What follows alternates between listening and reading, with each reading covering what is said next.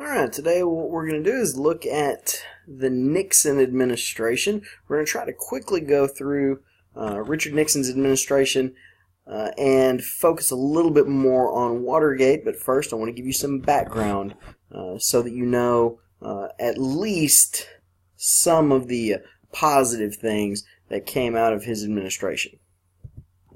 Okay, we're going to start with the election of 1968.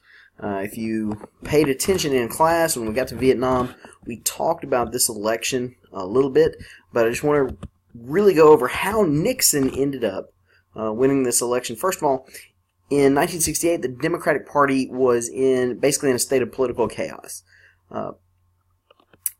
LBJ is the president, but because of Vietnam, he's going to be challenged by this guy named Eugene McCarthy. McCarthy runs on a complete anti-war platform. In the New Hampshire primaries, LBJ still won, but it was much closer than anybody had expected, with Eugene McCarthy running on just this anti-war platform. So, after the New Hampshire primary, Robert Kennedy jumps into the race, saying he is an anti-war candidate also. Okay? This would have resulted in basically a three-way race here for the presidency, and Robert Kennedy was definitely going to be the more popular favorite. He was going to be the Democratic nominee for president, which would have made LBJ the first sitting president in modern history to not be nominated for a second term. And so LBJ instead drops out of the presidential race. He says he's busy with Vietnam. He can't afford to focus on a campaign. After LBJ drops out, his vice president, this guy, Hubert Humphrey, he enters the race. Okay, so really you have these are the kind of the three leading candidates. In June of '68, it looks like Robert Kennedy is going to get the nomination, and sadly, he is assassinated at the first part of June, just after winning the California primaries. Okay? Another Democrat running was this guy named George McGovern. So these guys head into the Democratic convention without kind of any clear idea of who's going to be the candidate. And so, in addition to what's going to be called a floor fight, when you have the three contenders fighting for the nomination there at the convention instead of already having it wrapped up, there's also going to be violent protests outside the convention. You have anti-war protesters, you have civil rights protesters. It's part of the long, hot summers. And so that's what's going on while the Democrats are trying to choose their nominee. Eventually, they chose the guy down here at the bottom, LBJ's vice president, Hubert Humphrey. All right, the Republican convention is much less contentious. They pretty much had everything wrapped up by the time they got to the convention, and they chose Richard Nixon as their candidate. He was the former vice president under Eisenhower, so he had national name recognition. During the early parts of the Cold War, he was known for his strong stance against communism. And so with the events of '68, especially with Vietnam, it seemed like, we need somebody who is going to be kind of a cold warrior. For vice president, the Republicans chose Spiro T Agnew. He's the governor of Maryland. And a huge part of Nixon's campaign, even though Vietnam does play into it, a huge part of his campaign was he was the law and order candidate. Especially after you saw the chaos at the Democratic convention, having somebody who says, look, we're going to restore law and order. A lot of Americans saw this as a good thing. Now, there's also another party running in '68. They called themselves the American Independent Party. And what they were, again, Southern Democrats. We've seen this before. Southern Democrats who bolt from the Democratic Party and abandon it because of the support for civil rights. They nominate the governor of Alabama, a guy named George Wallace, who probably is most famous, nationally recognized event is standing in front of the administration building of the University of Alabama, proclaiming that they would not integrate, declaring that they would have segregation today, segregation tomorrow, segregation forever.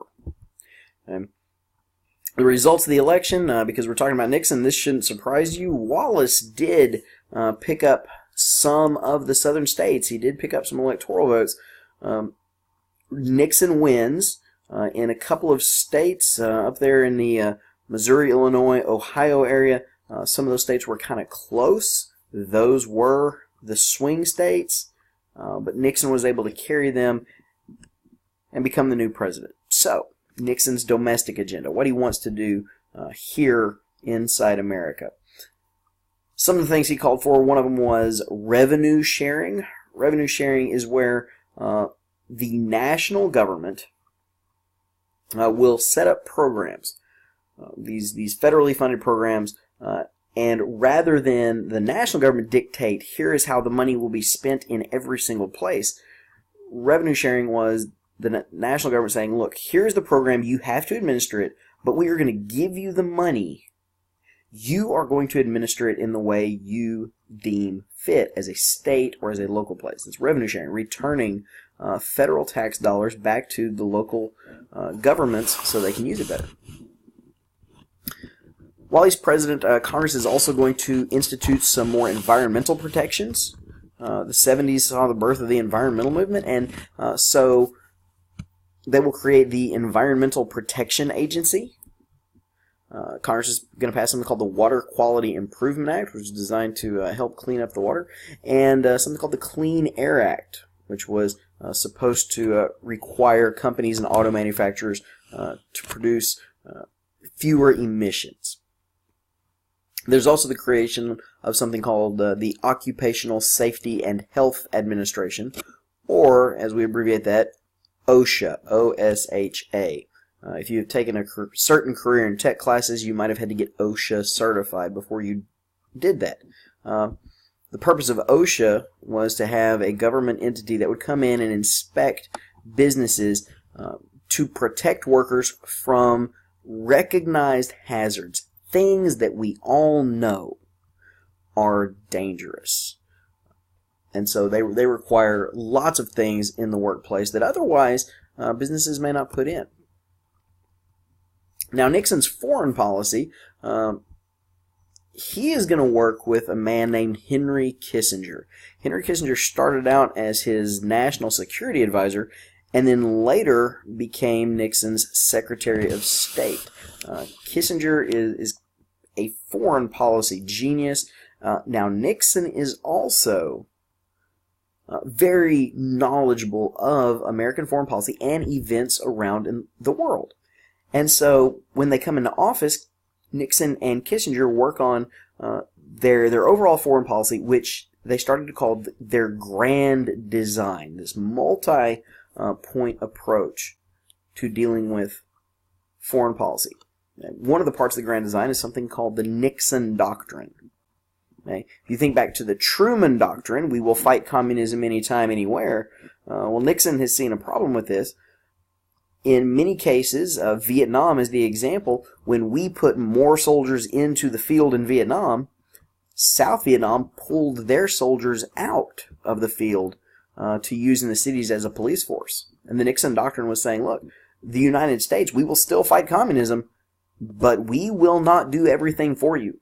There will be some you must pull your weight. Okay?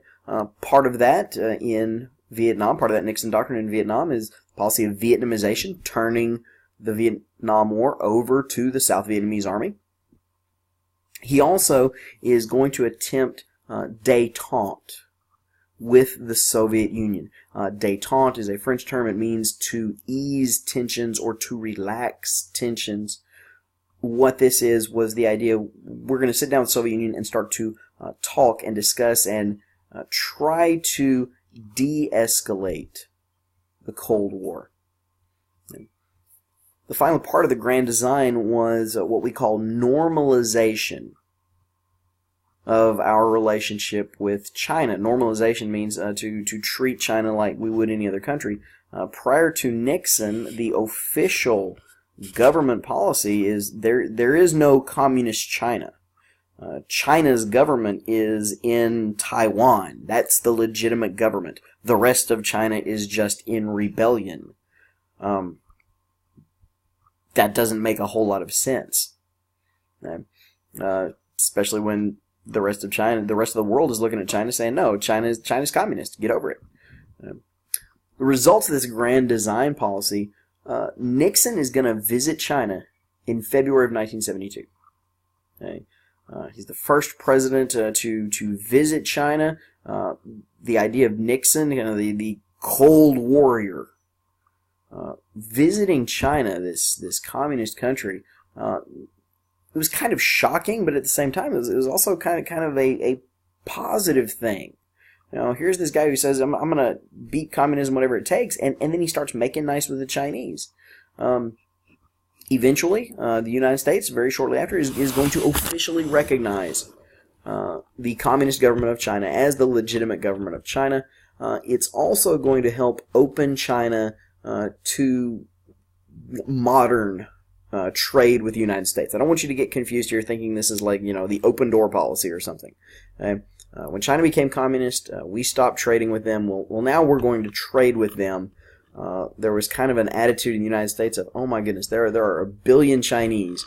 What if we could just sell every one of them a toothbrush? Oh, how wonderful would that be? Now, visiting China actually opened the Soviet Union up to more discussions with the United States. It turns out one of our beliefs about the Cold War was horrendously wrong. One of our beliefs was that all communists were controlled from Moscow. And we missed that in the 50s, the Soviet Union and China got into a small border war. So when Nixon starts playing nice with the Chinese, all of a sudden the Soviet Union freaks out because they're basically enemies with the Chinese. So they put together a kind of a quickly arranged visit for Nixon to the Soviet Union as well, because, wait, if you're playing nice with the Chinese, we want you to play nice with us too. And that's going to lead to work on some other treaties. One's called the Anti-Ballistic Missile Treaty, and then the Strategic Arms Limitation Treaty. The Anti-Ballistic Missile Treaty was designed to try to scrap certain nuclear weapons, and the Strategic Arms Limitation Treaty, or SALT, as its abbreviation is known, was designed to stop the production of additional nuclear weapons. And so the results were pretty good. And so all that goes on, and we're heading into the election of 1972. Nixon's looking pretty good. Nixon's looking real good. Okay? And so he, of course, the sitting president, he is going to be renominated. He is going to, in this election, use what they call the Southern strategy. Trying to bring the Southern states that have for 100 years voted Democrat, trying to bring them into the Republican Party. You can look back at all the elections since Reconstruction, and a few states here or there would flip from voting Democrat to voting Republican every once in a while, but for the most part, the Southern states are solid Democrat states. They are reliable Democrat states. And Nixon said, I want to change that. And what he does is he appeals to the Southern Democrats' sense of economic and social conservatism. Okay?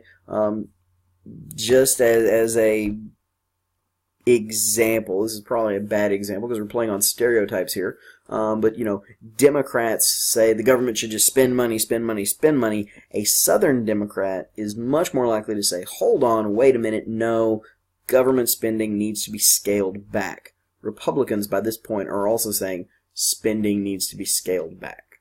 Okay? So that's kind of what he's trying to do. Why are you a Democrat when economically you believe in so many of these things that the Republican Party is already championing? The Democrats are going to nominate George McGovern, one of those guys that had run in '68. They actually, after the election of '68, they reformed the way they chose the candidate, the way everything worked in the primaries. George McGovern was head of the committee that said, let's reform the way we choose candidates, and wow, lo and behold, he won the nomination. Good for him. As his vice presidential candidate, the Democrats chose this guy named Thomas Eagleton. It was a decent choice, pretty good choice. Unfortunately, Thomas Eagleton, during the campaign, his medical records were released. Medical records are supposed to be private, but somehow his managed to become public, and it was learned from those medical records that he had suffered from depression, and as part of his treatment, he had received what is called electroshock therapy. That's where they hook electrodes up to your brain and shoot some electricity through there. It has, in the 70s, a very bad reputation. If you are getting electroshock therapy in that time, you are believed to be basically nuts. There's a movie that comes out roughly around the same time. It's called One Flew Over the Cuckoo's Nest. And they do electroshock therapy in that movie, and they actually fry somebody's brain and turn him into a vegetable through it. And so there was this fear that, wait a minute, if we've got this crazy guy as the vice president, what's going to happen? So he had to withdraw as the vice presidential candidate, and McGovern replaced him with this guy named Sergeant Shriver. So now the thing about the election of 1972, it's known for a couple things. One is worst campaign ever by a Democrat. Democrats will later come out and say there is no way Nixon could have lost this election, even if Democrats were allowed to count the votes. When you're a Democrat and you're saying that about your own candidate, yeah, that was a bad campaign. Now, the campaign is also what's going to lead to the Watergate scandal. The Watergate scandal begins during that 1972 campaign. And this is why a lot of people are kind of wonder, wait a minute, why did Watergate happen when even Democrats admit Nixon can't lose? What happens, what touches it all off, is during the 72 campaign, the Democratic National Committee, they set up their headquarters in this building called the Watergate Hotel. So their headquarters is broken into. It's actually broken into twice. The first time people didn't get caught, they planted bugs, they went through files, they dug up information. This is part of the way Eagleton's medical records ended up being released. The second time it was broken into, they're caught. They're in there, they're trying to replace some bugs, some microphones that have gone bad. So they're caught, and kind of quickly the burglars are found to have ties to this group called the Committee to Re-elect the President, or much better acronym, CREEP, because these guys are just going to be a bunch of creeps. Specifically, the two guys that they have ties with, a guy named Howard Hunt and a guy named G. Gordon Liddy. And Howard Hunt is one of the aides that works at the White House. So these burglars have ties to somebody who works in the White House. And what happens is, when the burglars are caught, Hunt and Liddy go to some of the people on the White House staff, Nixon's staff, and they say, okay, we got a problem, we got caught. And some members of the White House staff are going to become involved in a cover-up. We must cover up the fact that these people had ties to us. So Nixon's chief of staff, H.R. Haldeman, he is going to say, okay, what evidence do you have? Give it to me. Let me destroy this. Howard Hunt had tools that he used to break in, to pick locks and whatever. He used to keep those in the White House. His White House safe was immediately emptied. Okay? Members of the White House staff, when the FBI starts to investigate, because this is really weird, people in the White House staff are going to start putting pressure on the FBI to, oh, don't worry, this is not a big deal. You can stop your investigation. Oh, it's just some random guys. No big, who cares? But what ends up happening is there's enough questions and there's enough kind of weird-looking stuff going on here that the government is going to appoint somebody called a special prosecutor. Special prosecutor is a guy, part of the Justice Department, and he kind of, in a way, he almost has like free reign to investigate a crime. It is, this crime is so big, we want one person to run point on this be in charge of the investigation and run the investigation and see what you're able to come up with. The guy that's chosen to be the special prosecutor is this guy named Archibald Cox. And so he's going to start investigating Hunt and Liddy, Haldeman, the Creeps, all of them. Okay. Well, in addition to the special prosecutor, you have these two reporters. Bob Woodward, who is here on the right, here in the picture, and Carl Bernstein. Okay. They work for the Washington Post, and they're going to continue their own investigation into this, because the FBI and the special prosecutor, they're not going to tip their hand and say, "Oh, this is what we're finding." They're going to keep that close. So they kept putting information into the newspapers. They're secretly being helped by this guy named Mark Felt. Mark Felt is a high-ranking FBI official. He is in the FBI. He's like the number 2 guy at the FBI. And in their columns, when they say, we had the information that led us to Part A. We knew the information that was Part C, but we couldn't connect the dots. We couldn't find Part B in there. But we were assisted in our investigation by this guy that they codename in their articles. They codenamed him Deep Throat. Okay? We were helped by this guy. He met us in this parking garage in the shadows, and he gave us the information that allowed us to continue. The name of the person, Mark Felt, that was withheld until the year 2000 and I want to say 6. So this happens in 1973, and we don't find out who Deep Throat was until 2006, right before Mark Felt died. It was his family convinced him to go ahead and tell his story. So you got the special prosecutor going. You've got Woodward and Bernstein going. Congress is going to start getting into this. And so further investigations by all three are going to start revealing lots and lots of things. One of them is that Nixon's first attorney general, this guy named John Mitchell, had planned sabotage activities against the Democrats in 1972.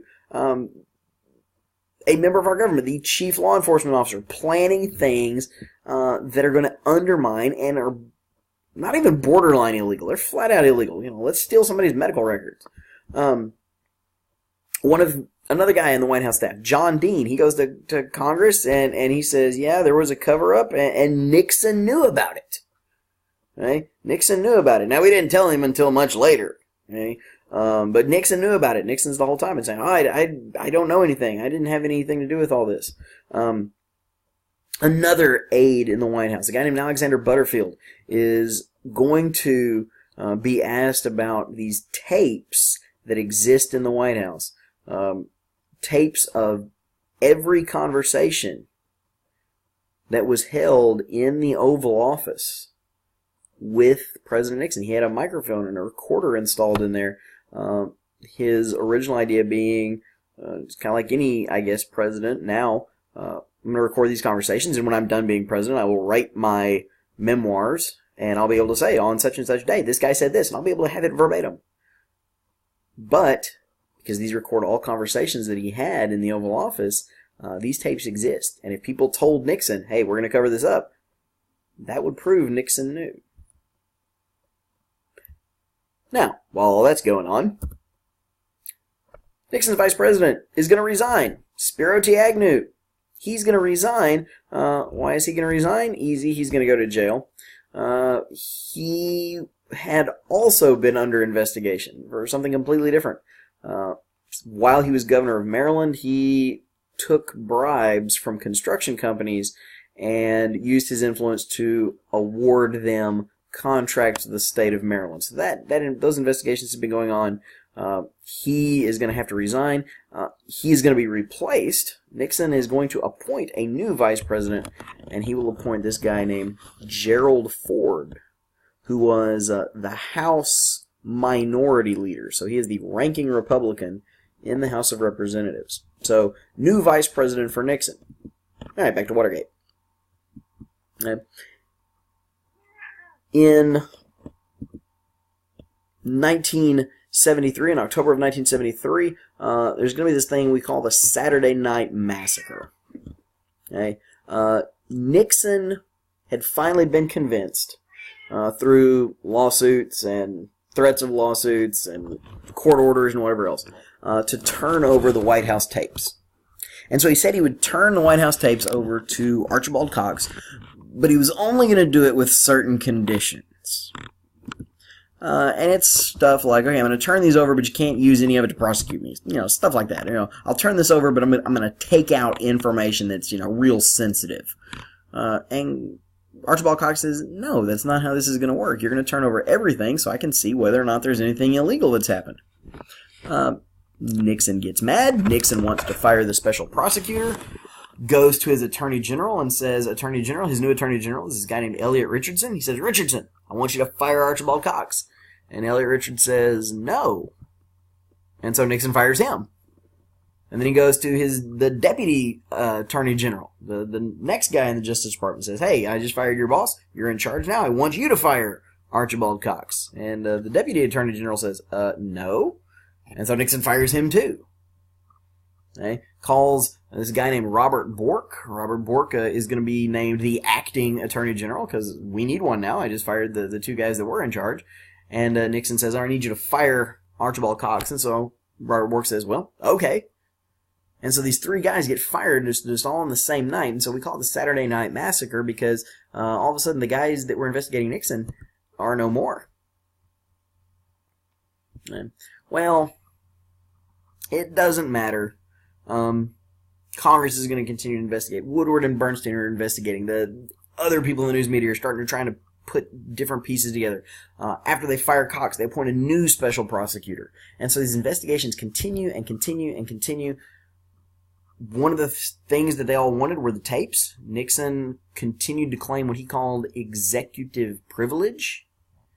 Executive privilege means I can't give you this information because the stuff on the tapes could be very sensitive. It could involve national security. It's vital to our country that this remains secret.